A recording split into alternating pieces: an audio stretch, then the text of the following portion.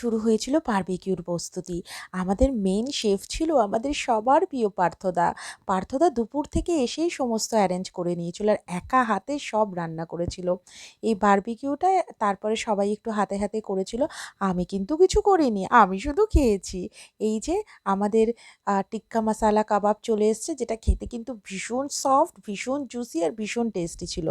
আর এই যে টিনটিনটা খায় আর পাগলামো করে, তারপরেই শুরু হলো হরিয়ালি কাবাব, যেটাও খেতে ভীষণ সুন্দর হয়েছিল, সবার প্রচণ্ড পছন্দ হয়েছিল। আমিও নিয়ে নিলাম খেতে, এটাও জাস্ট অসম্ভব সুন্দর, ভীষণ জুসি, বলার অপেক্ষা রাখে না। এরপর শুরু হলো ডান্স, তারপরে ডিনারে ছিল রুমালি রুটি, চিকেন চাপ, আর এদিকে টিনটিনটা পাগলামো করছে।